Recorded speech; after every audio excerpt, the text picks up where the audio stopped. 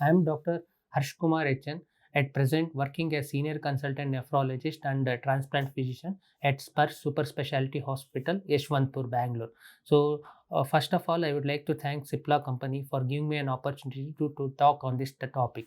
Today, I will be speaking about the pedal edema and chronic kidney disease. So, to start with, I will first define what is pedal edema. Pedal edema is defined as any excess accumulation of fluid in the interstitial compartment of the body.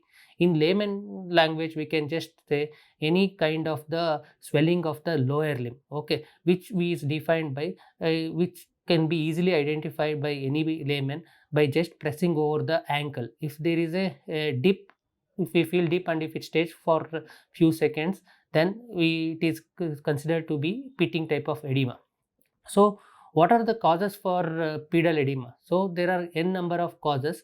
Uh, so, it can be involving cardiac related to congestive cardiac failure. It can be because of severe hypoalbuminemia leading to the malnutrition and causing pedal edema. It can be because of chronic liver disease and cirrhosis, and it can be because of the other causes like pregnancy can also cause pedal edema, and non-pitting edemas can also be because of the hypothyroidism and also elephantiasis. But today we will be focusing mainly about the kidney causes for pedal edema. So basically, if we come to the causes for pedal edema in kidney problems, uh, the most common cause is nephrotic syndrome. As you know, nephrotic syndrome is a disease where there is excess of leakage of protein in the urine, which results in hypoalbuminemia leading to the pedal edema. Okay. Other important cause is maybe a condition called as nephritic syndrome, where there is a presence of, it is more common in children, which is followed by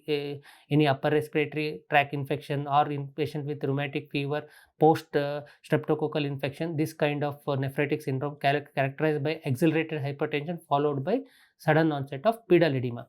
But the other important causes in adults, if we come, it is mainly because of the chronic kidney disease. What is chronic kidney disease? Chronic kidney disease is defined as any abnormality of structure or function of the kidney which is present for more than 3 months, and it should have health implication.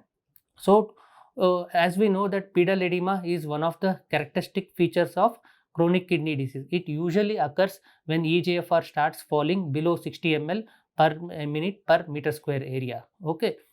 So, what are the causes for pedal edema in chronic kidney disease? Is most common cause is diabetic nephropathy, where there is a loss of protein in the urine followed by gradual loss of the renal function.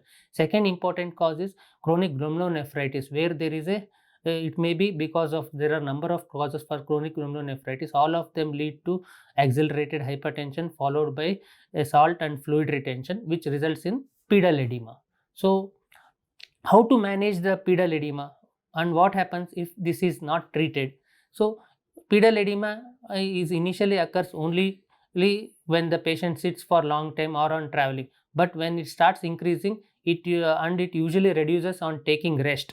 Okay, this is the initial sign. But when the pedal edema increases over a period of time, then it becomes permanent, and over a period of time it may progress to something called as generalized anasarca, which is characterized by swelling not only of the leg, but it involves the abdomen and also involves other third spaces like pleural cavity, and that is defined as anasarca, and it is a late it is basically the late manifestations of pedal edema.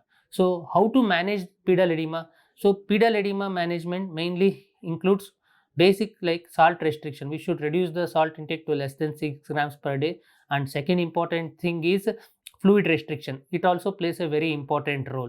And if depending upon the cause of the pedal edema, we can start the patient on oral or IV diuretics. So, diuretics, as we define, they are a group of agent which usually acts at the level of the renal tubules and increases sodium, and uh, it increases excess of sodium along with the water excretion through the urine, thus helps in reducing the pedal edema. So, what are the agents which we can use is, or basically we use three kinds of diuretics. One is loop diuretics. Among this we have furosemide and torsemide. Both are available as oral and IV agent, and among those, torsemide has got much better bioavailability.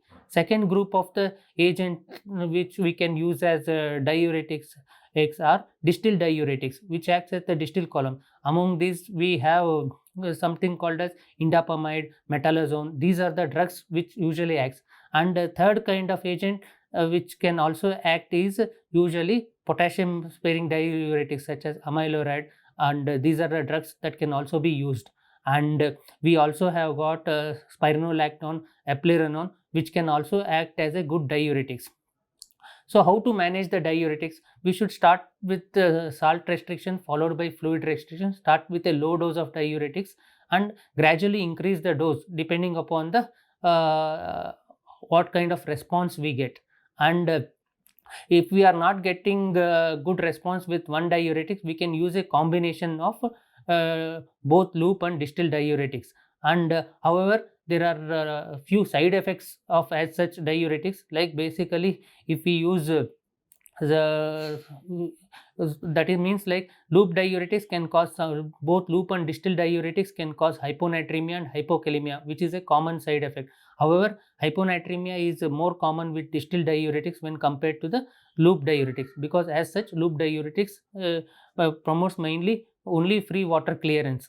Okay, so this is how, what are the complications of pedal edema is untreated pedal edema. Over a period of time, the patients are more prone for cellulitis, and sometimes they are also prone for deep vein thrombosis is also a high risk in such patient. And if it progresses to generalized anasarca, patient can also become breathless because of excess of the pleural effusion and lung collapse.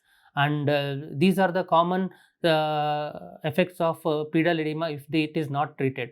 So to summarize, pedal edema is one of the common clinical signs what we get in renal problems. So major causes includes nephrotic syndrome, chronic kidney disease stage 3B onwards, and the management includes salt restriction, fluid restriction, use of loop diuretics plays a very important role in managing the pedal edema. Thank you very much.